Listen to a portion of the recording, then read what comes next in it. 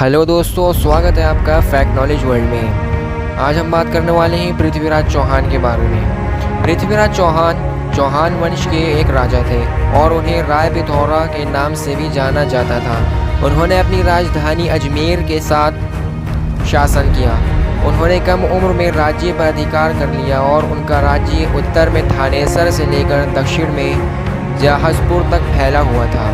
सन 1192 ईस्वी में पृथ्वीराज चौहान के नेतृत्व वाले गठबंधन में कई राजपूत राजा शामिल थे और इसने तरावरी में मोहम्मद गौरी के नेतृत्व वाली घुरिद सेना को हराया था। उसी युद्ध के मैदान में सन 1192 ईस्वी में गौरी तुर्की घुड़सवार धनुधारियों के साथ वापस आया और राजपूत सेना को हराया।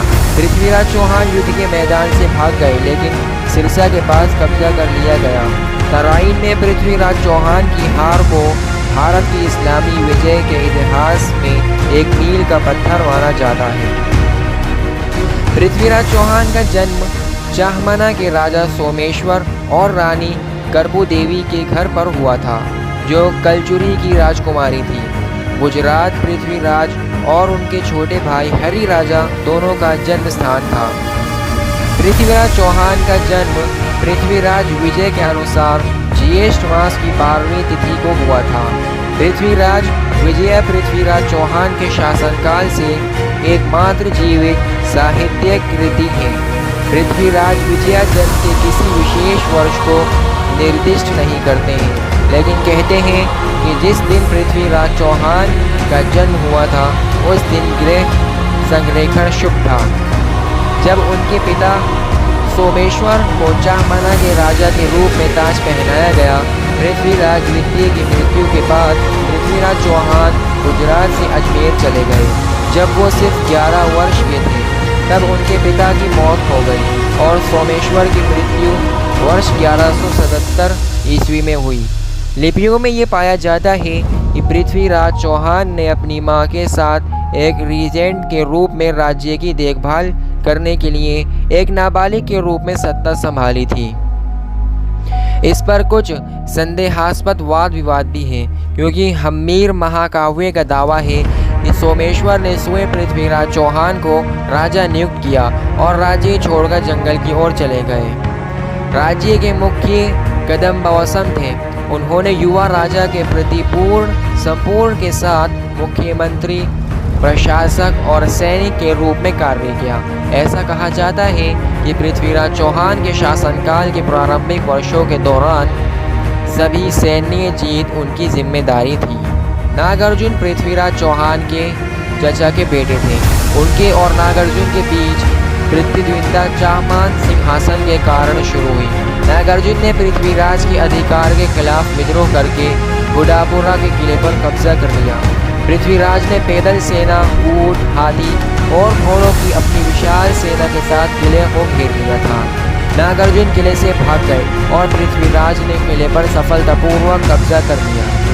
पृथ्वीराज विजय के अनुसार पराजित सैनिकों के सिर से बनी एक माला अजमेर द्वार पर लटकी हुई थी। पृथ्वीराज के पूरे शासनकाल में मुस्लिम राजवंशों की ओर से कई छापे मारे गए। 12वीं शताब्दी तक भारतीय उपमहाद्वीप के उत्तर पश्चिमी क्षेत्रों पर उनके द्वारा कब्जा कर लिया गया था। 12वीं शताब्दी के अंत तक पश्चिमी चाहमान साम्राज्य पर गजना स्थित घुरिद वंश का नियंत्रण था।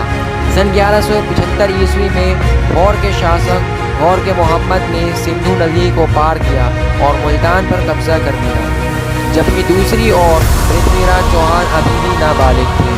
सन 1178 ईस्वी तक उन्होंने गुजरात पर आक्रमण किया, जो चालुक्यों के नेतृत्व में था। गुजरात के रास्ते में घुरिद सेना ने विनाश फैलाया, जिसमें मंदिरों को ध्वस्त करना और भाटी शासित जोधरुआ को बर्खास्त करना शामिल थे। रास्ते में उन्होंने डड्डुला किले को भी घेर लिया। डड्डुला के चाहमानों का नियंत्रण था। गुजरात के चालुक्यों ने घुरिद सेना को हराया और चाहमानों को तुरंत घुरिदों के आक्रमण का सामना नहीं करना पड़ा। अगले कुछ वर्षों में गौर के मोहम्मद ने पेशावर, सिंध और पंजाब को हराकर अपना आधार गजना से पंजाब स्थानांतरित कर लिया। उन्होंने अपने साम्राज्य का विस्तार करने का प्रयास किया, जिसके कारण उसके और पृथ्वीराज चौहान के बीच संघर्ष हुआ। ऐसा कहा जाता है कि घौर के मोहम्मद ने अपने कबीले के एक अधिकारी को पृथ्वीराज चौहान के पास भेजा और उसे युद्ध का त्याग करने और सत्य के मार्ग पर चलने के लिए कहा। पृथ्वीराज ने घौर के मोहम्मद की मांगों का खंडन किया और इसका परिणाम पृथ्वीराज चौहान और घौर के मोहम्मद के बीच हुआ। इस युद्ध के इतिहास को दो भागों में बांटा गया है, पहला तराइन का युद्ध और दूसरा तराइन का युद्ध। इन दोनों युद्धों पर कई दावे हैं। इससे पहले घौर के मोहम्मद ने पृथ्वीराज चौहान को हरा दिया। दोस्तों, इसी में की नॉलेजेबल वीडियोस देखने के लिए हमारे चैनल फैक्ट नॉलेज वर्ल्ड को सब्सक्राइब करें ताकि हमारी हर आने वाली वीडियोस की नोटिफिकेशन आपको मिल सके।